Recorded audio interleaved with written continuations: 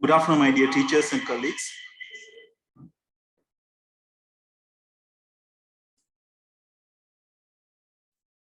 Good afternoon. On behalf of Qualitative Modifications of Sri Lanka, I warmly welcome you all for the Journal Club for the month of October 2022.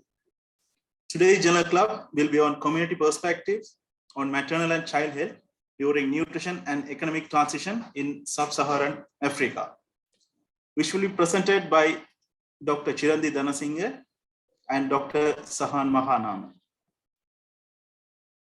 Our respected panel reviewers for today's Journal Club will be Dr. Sanjeeva Godagandage, Consultant Community Physician, Dr. Yasoma Veerasekara, Consultant Community Physician, and Dr. Prabhat Ranasinghe, Consultant Community Physician.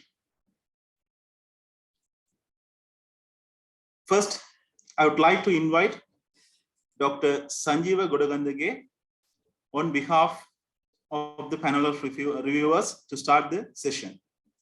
Over to you, sir.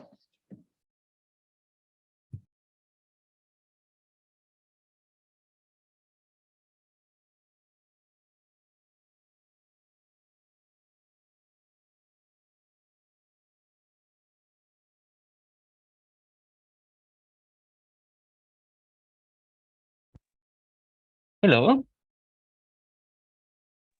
Yes, sir, we can hear you, sir. Okay, all right, thank you. So good afternoon, and thank you. And also thank you very much for inviting me to be in the review panel. Of course, I'm as a member of the CCPSL, I'm very happy that this particular activity, the Journal Club, is happening regularly now. So full credit to the young members of the college. So today, of course, the other reason is the topic is a very interesting one and current, a very important one in the current context.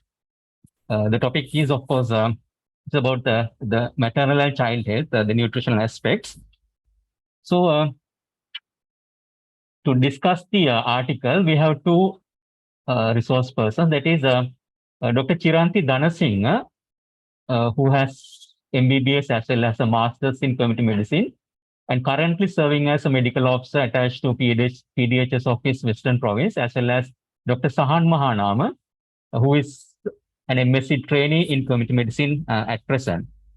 So over to you, Sahan and Chiranthi. One kind request before you start.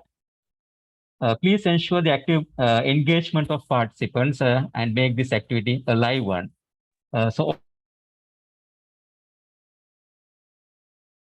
Very good afternoon, honorable panel members and my dear teachers and my dear colleagues. Let us begin today's session by expressing our gratitude to the College of Community Physicians of Sri Lanka for providing us with this priceless opportunity to take part in the Journal Club experience today. So I will share my screen.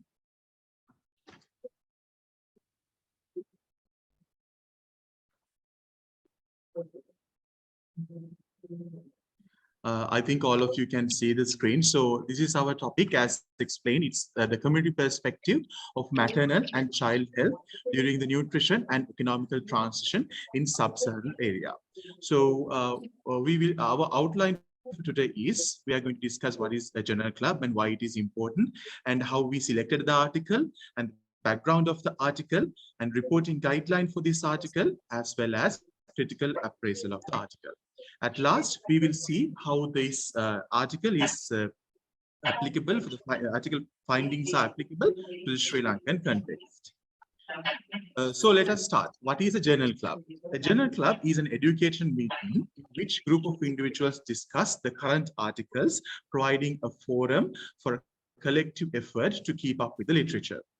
The first Journal Club was founded way back in the history, and why it's a Journal Club important is the Journal Club will serve to enhance the awareness of the recent research activities, as well as to keep the members up to date with the fresh knowledge. And also it automatically helps to stay familiar with the best current clinical research and improve the patient's outcome, of course. And this also help in interpretation, and also it helps with the interpersonal relationships in different healthcare specialists. And also this can be used as a platform to utilize one's own research also. Moving on, we will see how we selected the article.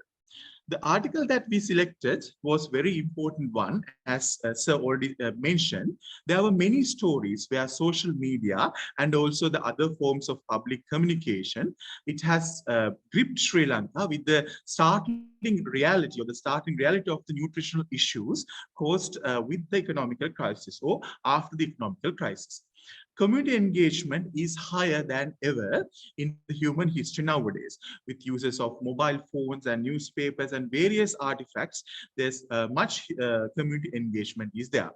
Meaningful and active community involvement can always be helpful for transferring the health system in an advanced direction.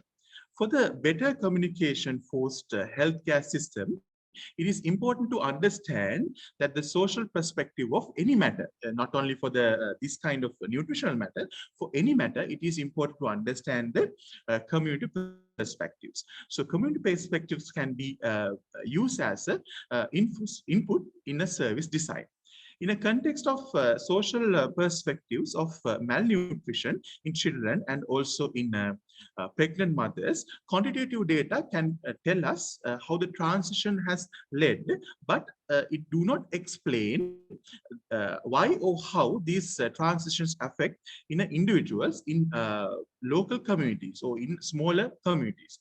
So as a general club team, we thought that we felt it is very crucial to focus on a subject like this, especially on a quantitative research. Then we can grasp the comprehensive informations on nutritional issues following the economic crisis. And these lessons that we are learning from these type of articles can be applied to our nation also. So that is why we have selected this article for the appraisal today. So this article was published in the Public Health Nutrition. It's a peer-reviewed journal covering nutrition-related public health topics with an impact factor of 4.77, and it is published from the Cambridge University Press. Now let's move on to the background of the article. So as a starting point for our journal club, allow me to provide a very small summary of this paper. This study was carried out in 3 nations in Africa, that is in various stages of community transition. So as this study was conducted as a part of a bigger study, which is named as Improved Nutrition, Preconception, Pregnancy, and Post-Delivery Study. It has aimed to review and engage the policy about maternal and child nutrition in 3 different sub-Saharan African countries, as I explained previously. So these 3 different countries are on different stages of economic transition. That is very important when you read through this article. That can show us the differences between all these 3 countries. So hence all these 3 economic transitions. So let us talk about the first country. It's a Burkina Faso. It's a low-income country on the Western Africa, and they have selected Mosi ethnic group. It's around 90 kilometers from the capital of the country, and main income of that ethnic group is farming. The child undernutrition prevalence is more than the rest of the Western Africa in Burkina Faso. So 11 focus groups with 83 participants were selected in Burkina Faso. Let us move into the next country, which is South Africa. As we all know, it is a multi-religious, multi-ethnic country with upper middle income. Urban community in Soweto district was selected for the study, and they have conducted 9 focus discussions in South Africa.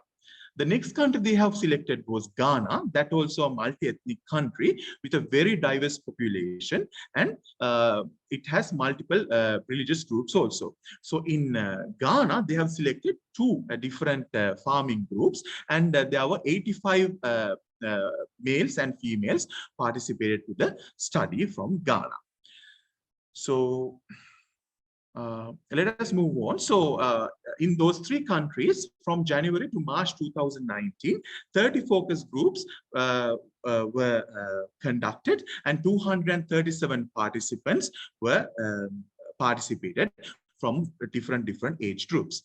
The group discussion led by the guide on priority of health and also priority on nutritional issues, current healthcare services and nutritional support, and also foods eaten by mothers as well as the infant, and possible interventions to address the community need.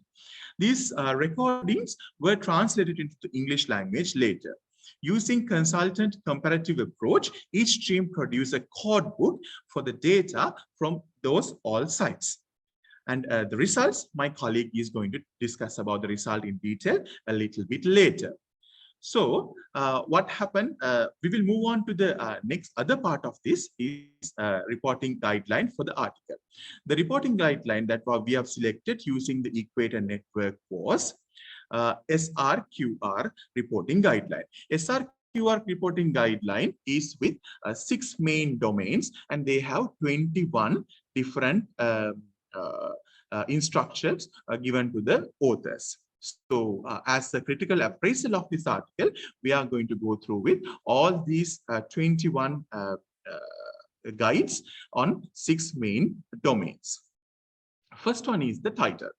In the title, they have asked, they have provided, and they have recommended to concise description of the nature of the topic of the study, and to identify the study as the qualitative or to indicate the approach. The title you can see on the screen. The authors have provided a very clear title conveying the topic of the study. This allowed readers to reviewers to quickly identify the type of study only by the topic. But what are the deficiencies that we have found were they were not identified the study as a qualitative or indicated the proper approach. The data collection methods were not specified in the title, but mind you, all these things were coming in the abstract part. So as I said, let's move on to the abstract part. Abstract is one of very usual part in any type of article, because it's usually the first thing that any reader would read. Even in a busy days like ours, we will not go to the full article, but we will start on reading the abstract alone. And it gives an overview of the most salient aspects of the research or the study. So they've recommended, the SRQR guideline recommended for a summary with the key elements with background, purpose, method, and also conclusions. The abstract that they have given can be read independently of the article and give the reader a general idea of the background, purpose, method, and main result, or also the implications. The information presented in the abstract is constant with the information presented in the full text also. So background about the problem interested, and also description about the study purpose, also about the methods including approach, context of the setting and the sample. Everything was perfectly described in that short abstract. So only the deficiencies that we have identified were, according to the guideline, they've recommended to include the time period, data collection strategies, as well as data analysis techniques. Also the study implications. Even though they have recommended to add these things, these authors failed to add those things on the abstract. But they have added all these parts in the other parts of the article. Moving on to the next, it's the introduction area. In introduction area, about the problem formulation, they recommended to keep the description and significance of the problem, review of relevant theories, and empirical work in proper statement. And our authors were able to make a proper problem formulation in this article. The problem formulation appears in the introduction according to the guideline. Theoretical and practical issues and concerns in the study were necessarily and clearly described. An overview of the known about issues is stated and gaps also highlighted in the current knowledge. The scope of the research problem addressed in the study perfect. The reviewer and theoretical and the empirical work directly relevant to the phenomena which is under the study also given. The problem formulation is described in a way that suggests the needs for a qualitative approach, not a quantitative, but a qualitative approach. Local beliefs and practices may have influenced on the study. For example, they have explained about the local food myths. They have explained about the local the type of food that the pregnancy mothers and the children use, and type of taboos that they had. So those things were also included in the introduction part. The next part on the introduction is purpose of the research question. That also very clearly determined by the authors. The statement of the study intent, research question, purpose, goals, and objectives are clearly stated. Qualitative studies often explore how and why questions related to the social or any kind of human phenomenon. So that is also explained perfectly in this section. Moreover, this section enhances readers' understanding of the research problem also. So according to us, both introduction part, all the introduction part were perfectly normal in this study and perfectly wrote in this study by the authors. The method part has 11 subcategories. So we will go through all these one by one and see how they have done on the method section. In the method section, item 5 is qualitative approach and research paradigm. Qualitative approach and the research paradigm is not clearly mentioned in this article. But as a team, when we go through with this article, we felt it is a phenomenological and constructivist paradigm is there. But about the proper qualitative approach or about the research paradigm, they have not clearly mentioned. On item 6, we are going to talk about the researcher's characteristics and reflexivity. So in the researcher's characteristic that may influence the research, they have mentioned two important things. Focus group leaders are experienced in qualitative researchers, and they have conducted the research in participants' native language. So those are researchers' characteristics which may have influence in the broader study. But about the personal attributes, about the relationship with the participants, about the prior assumptions that they have brought in to the study were not explained in the article. And they have failed to explain about the reflexivity in 3 main stages of the study also. In design stage, in data collection stage, or in the data analysis stage, what are the reflexivity that they've had were not explained in this article. Let us move into the context.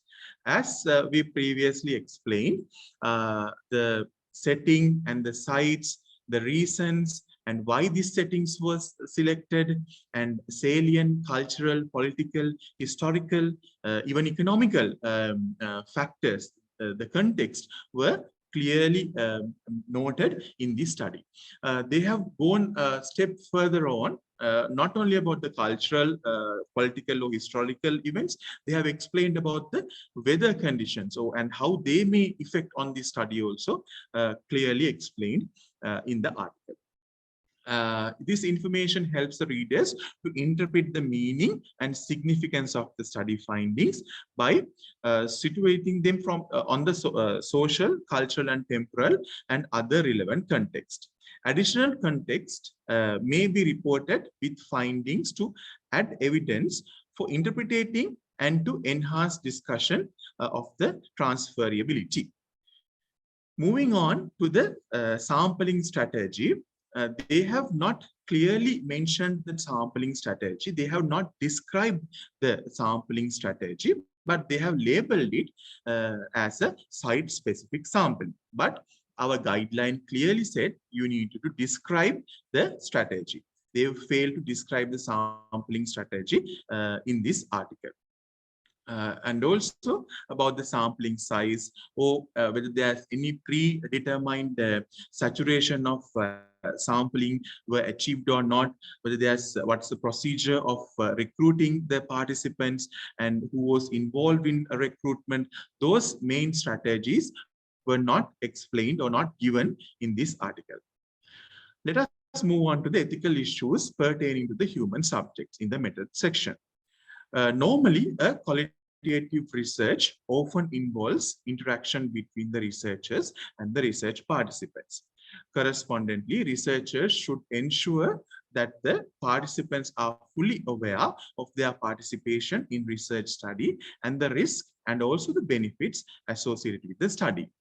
The steps and the precautions the researchers will take to minimize risk, such as loss of privacy and confidentiality, and how the researchers plan to use this data should be included in an article. So they have included that the institutional review board for the research association with the human ethical issues, and also they've stated that the reportings of findings done anonymously. But apart from that, it is better if they have described about the procedure to use the protects participant, including the data collection and the recruitment and also the informed consent. Those things were not there, and they have failed to mention about the data security after the study. Data analysis levels and also the ethical issue the ethical issues happened in the data analysis level also they have not mentioned. And also compensation, whether they've offered or any incentives were given for the facilitated participants, they have not mentioned in this article. So with that, I wanted to invite my colleague to continue with the other method sections and also other main result discussion and information sections of this article.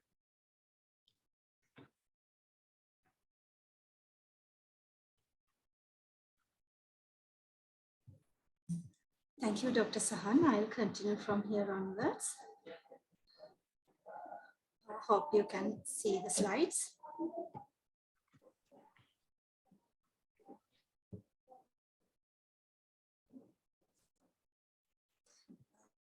Okay, let's move on to the data collection methods. In item 10 of the SRQR checklist, they expected to provide types of data collected, details of data collection procedures, including start and stop dates of the data collection and analysis, iterative process, triangulation of sources and methods. In this article, it was partially described. They have mentioned that focus group discussions were the data collection method they have used, and the justification for the use of focus group discussions was clearly mentioned. And they have taken 30 focus group discussions involving 237 participants. And the description of the individuals who conducted the focus group discussions was provided as well. They mentioned that highly trained local qualitative researchers has conducted this focus group discussions in their native language in all 3 sites. And the study was conducted between January to March 2019. The data they have collected is on priority health and nutrition issues, current healthcare services and nutrition support, food taken by mothers and infants, and the possible interventions for the above issues. The deficiencies we identified related to the data collection method sections are the study approach and the paradigm. As mentioned by my colleague previously, it was not identified anywhere in this study. And the methods used to train researchers who conducted the focus group discussions was not provided in the article.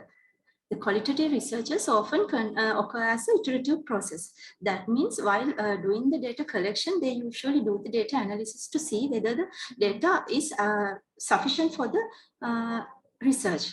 But in this article, it was not provided in the article. Then let's move on to the instruments and technologies. Under the item 11 of the SRQR checklist, they expect authors to provide description of instruments and devices used for data collection. Focus group guides were designed by the team and it was later adapted for each site and sex. Sample focus group guide was given as an annexure at the end of the article. The deficiencies we identified are the authors should describe the instruments development using the literature, theories, and conceptual frameworks as appropriate, but it was not provided in the article. They have mentioned that the focus group discussions were audio recorded, but it is not clear whether they have taken consent for the recording other than the consent for participation. So that might have affected the data quality. Then let's move on to the unit of study. Under this, number and relevant characteristics of the participant should be provided in the article. They have mentioned that 237 participants involved in this focus group discussions, and their characteristics was provided in a table format. The deficiency in this section was, even though the participants' characteristics was summarized in the table, the authors has not provided whether the actual participants differ from the targeted sample and why this difference occurred and how that can affect the findings. Then the data processing. The methods for processing data prior to and during analysis, including transcription, data entry, data management and security, verification of data integrity, data coding, and anonymization should be provided in the article. In this article, the authors has provided the data preparation before analysis and coding, but it is not in a descriptive manner. The data were first translated into English and then coded using standard focus guide themes. The deficiencies we identified in this section are: authors should describe the procedures using the check transcripts for accuracy, which was not included in the article, and also authors have not described procedures used to maintain the data security and anonymity. And also when processing audio recordings, relevant details indicating verbatim transcription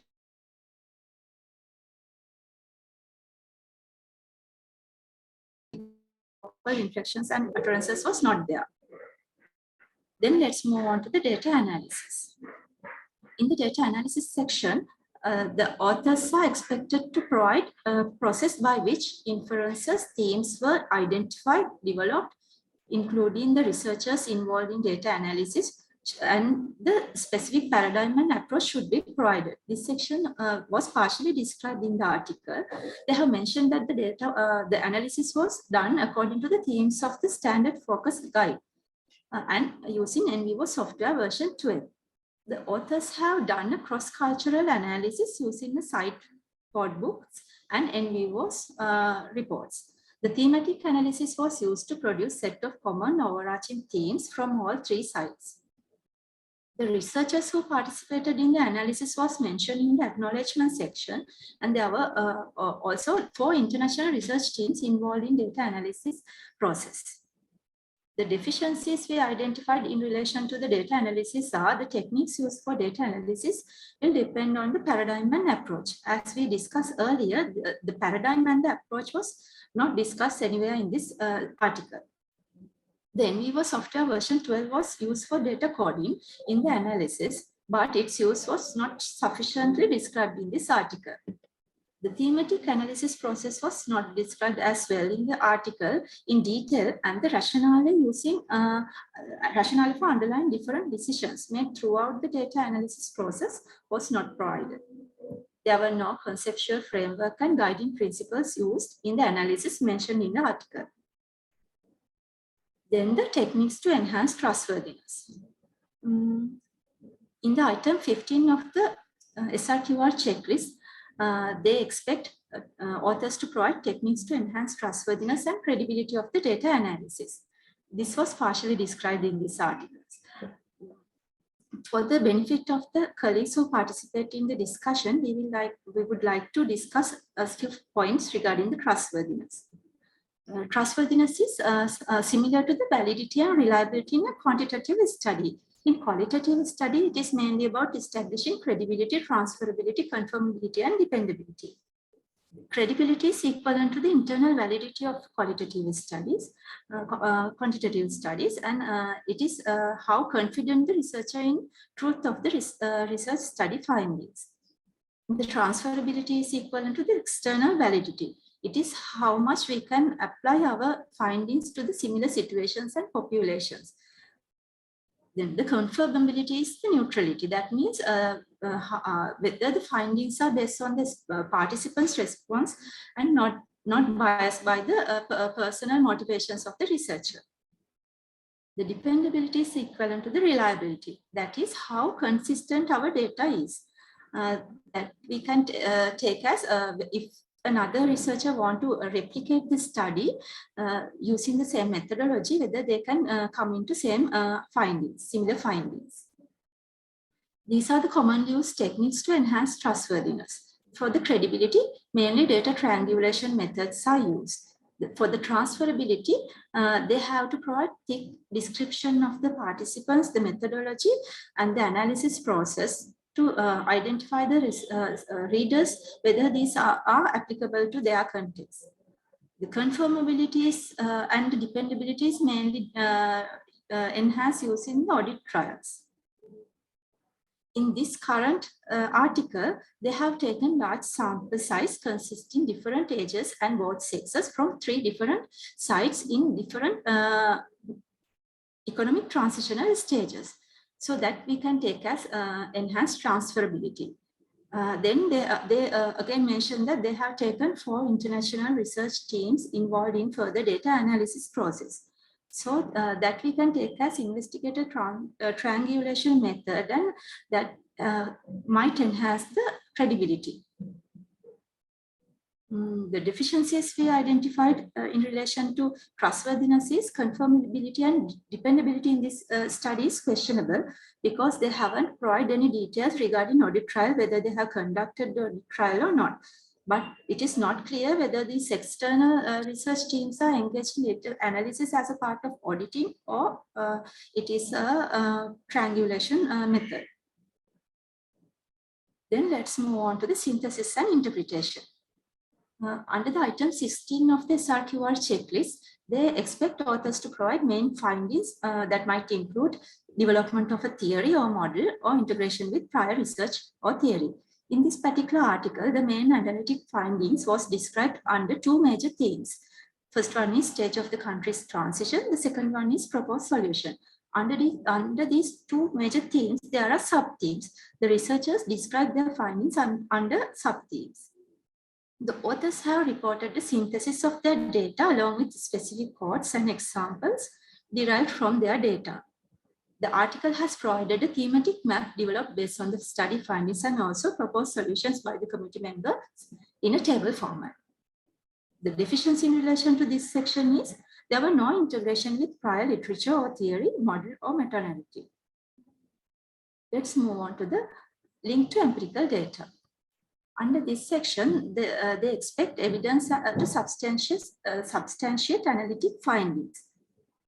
The authors have provided parts to substantiate more general and abstract concepts or inferences they present as the findings. The parts were incorporated into the narrative description of the findings in the article.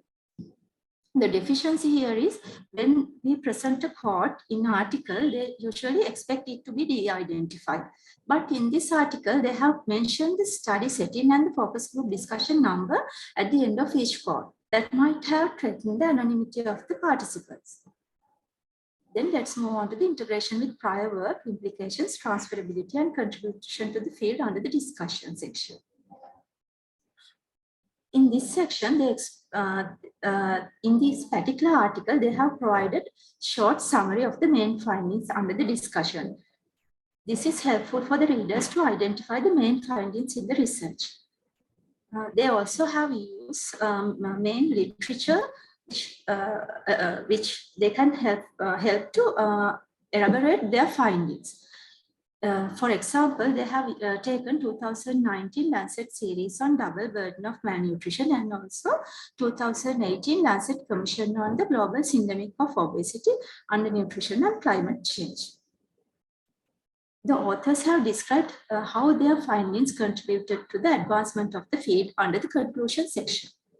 They identified the importance of nutrition-sensitive interventions rather than nutrition-specific interventions, and also the food security was a major concern. And also they highlighted the importance of multi-sectoral involvement with sustainable policy interventions.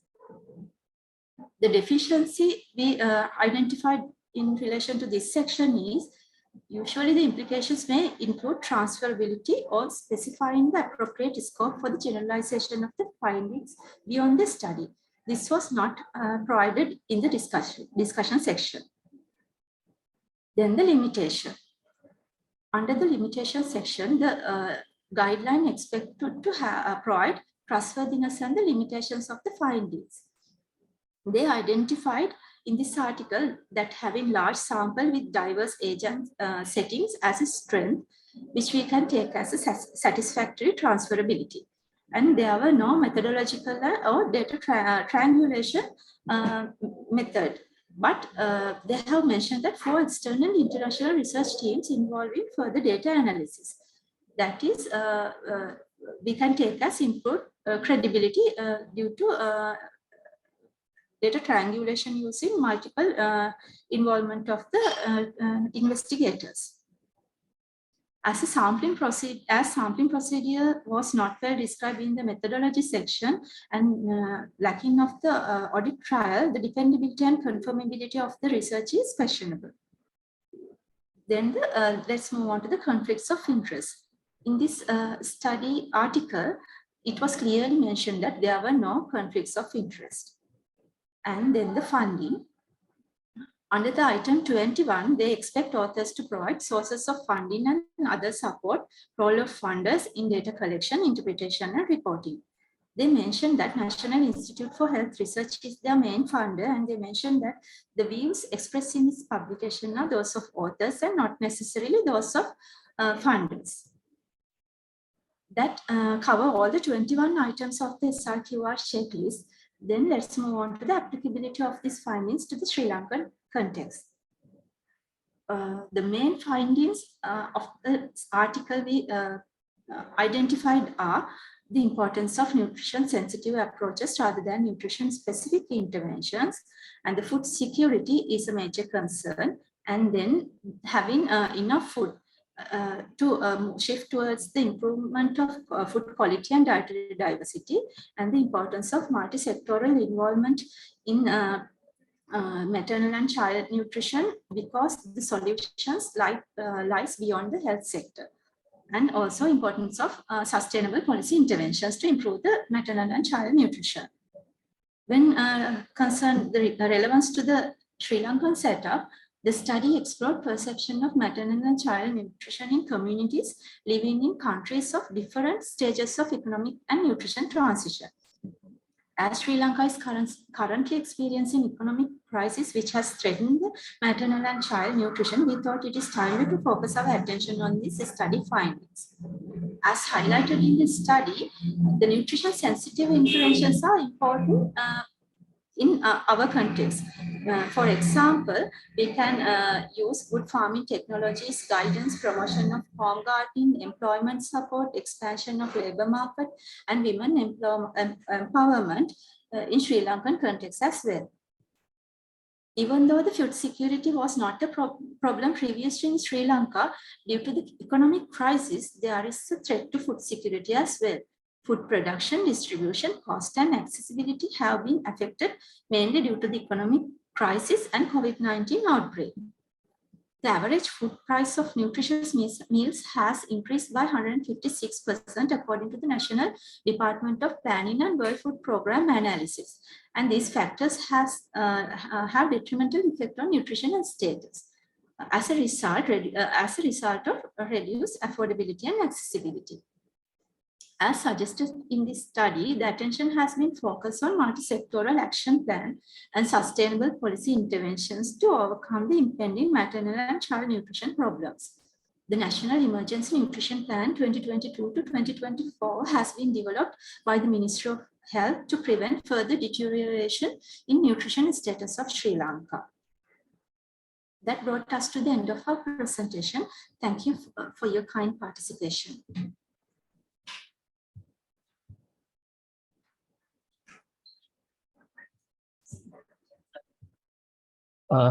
Thank you very much. I think both presenters, both Sahan and Chiranti, You made a very good presentation. You covered a lot of areas, and it was very comprehensive.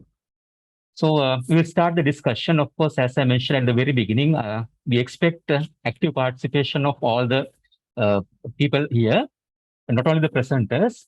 So I will start with till you come up with your questions. I will start with one question, and then I will hand over to the two eminent colleagues who are with me in the review panel, Dr. Yasoma and Dr. Prabhat.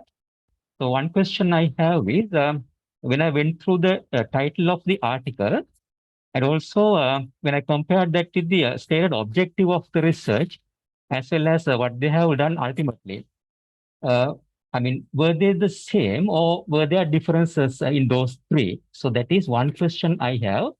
As I mentioned earlier, it is not only the presenters, but to the whole audience. And also, the second point is, the second question is mainly to the presenters. You try to relate the findings and the study to the current Sri Lankan context. But you highlighted mainly the current economic downturn that we are having at the moment.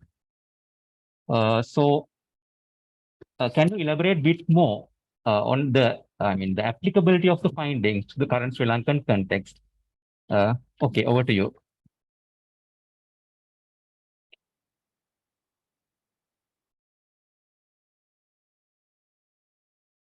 Can you start with the presenters? I mean, the answer to my second question. Usually, sir, thank you for your question, sir. Usually, in this article, they have mainly focused towards the economic transition and nutrition transition, both in three different sites. And they identified all three communities has same nutrition problems, even though they are in three different economic transitional stages. And here we try to relate it because as we are currently facing economic crisis, our affordability to nutritious food and the accessibility was threatened. So we thought that if we focus towards this study findings, we can take some guidance to our context as well.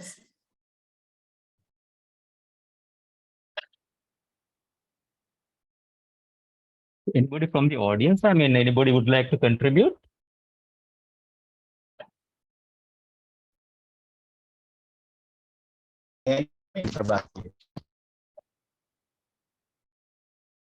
Yeah, Dr. Prabhat, yes.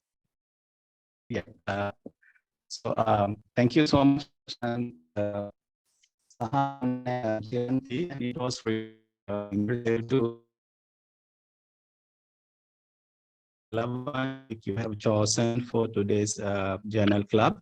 And thank you so much for that. And thank you so much for organizers also. And you presented brilliantly. And I would like to say that this transferability, actually, it has to be judged by the readers. So when we read this article, what do you think about the extent to which they have described these three different transitional stages in three different settings? So can we apply that to our context? For example, is it applicable to our estate settings or our urban settings or our village settings? What do you think about, according to their description, context and their reflexivity about this description? I basically am asking about the really different stages of economic transition. Yes, sir. Not in exact way, sir. The approach that they have taken, all these three stages in economical and also the epidemiological as well as the nutritional transitions are basically defined into the sub-Saharan areas. Sir. But we can get some influences from these areas and also from this article, but it is 100% is not applicable and 100% is not suiting, or it's not going to bring a perfect building blocks in our context, sir, but still we can get some influences from this article and think about how these profound impacts can come in Sri Lankan context also, sir. Thank you. Yes, I'm Dr. Yasoma here, and I'd like to make a few comments on this. And first of all, I'd like to appreciate Dr. Chiranti and Sahan for their excellent presentation. So since we are very much onto discussion about the current scenario of the country and with how this is going to be applicable to our country, so as for the final conclusions that they have derived from this whole set of qualitative inquiries, is one is that they have understood importance of nutrition sensitive approaches along with the nutrition specific approaches.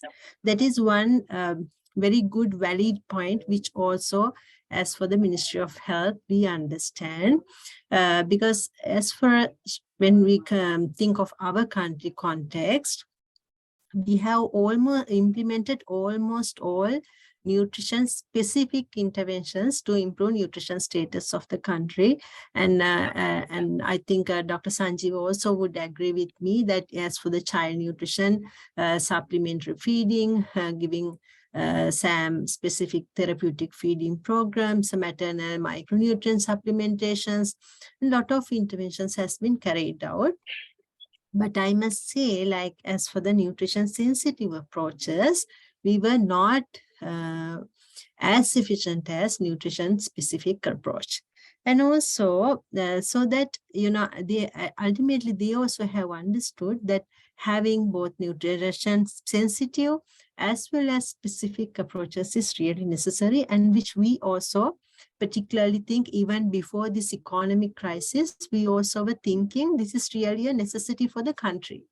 But, you know, this economic crisis made it a point for us to say it louder. But even beforehand, we had the same impression.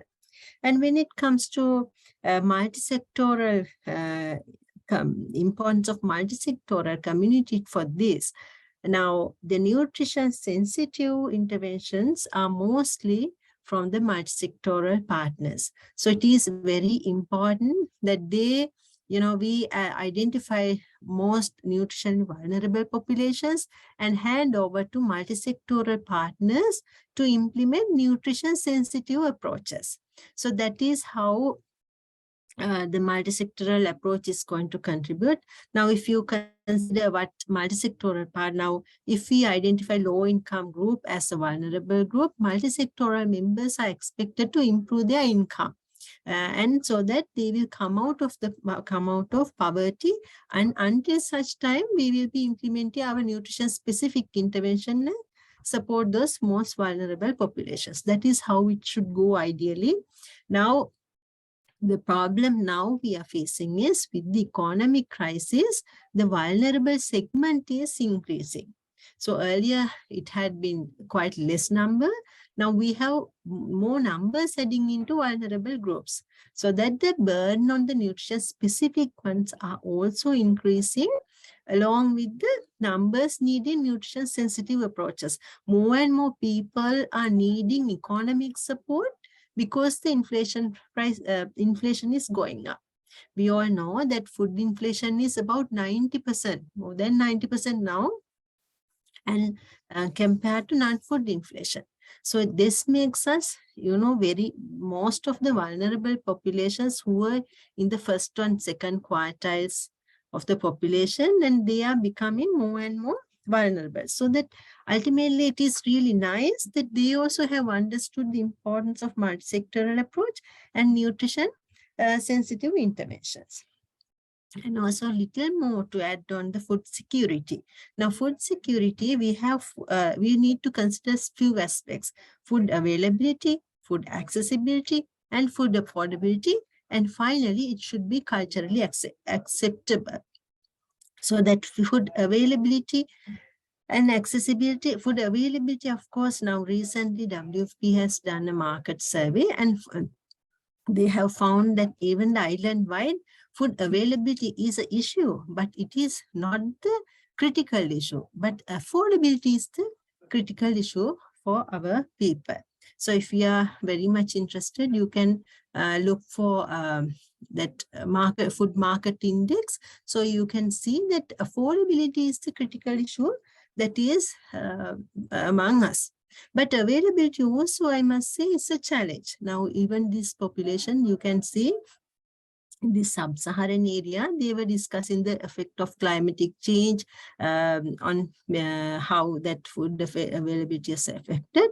It is same in our country because we have the effects of climatic change. We have the seasons of drought and excessive rainfall, and our crops are being destroyed. So we are also facing the same situation.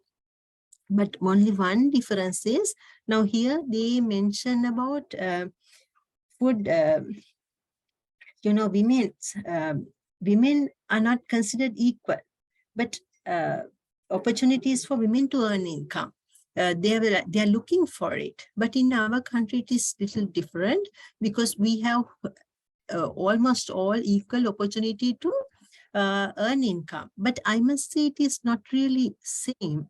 But we have some income opportunities rather than those countries. Because now when it comes to wages, we know there's a slight discrepancy between women and men.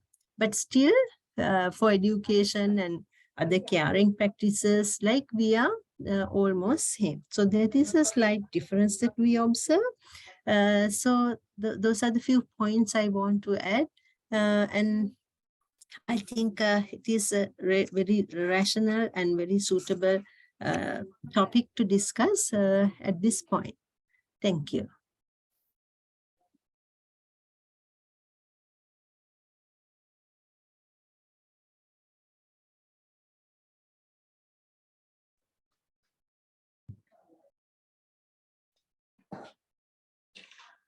Thank you so much for the panel members.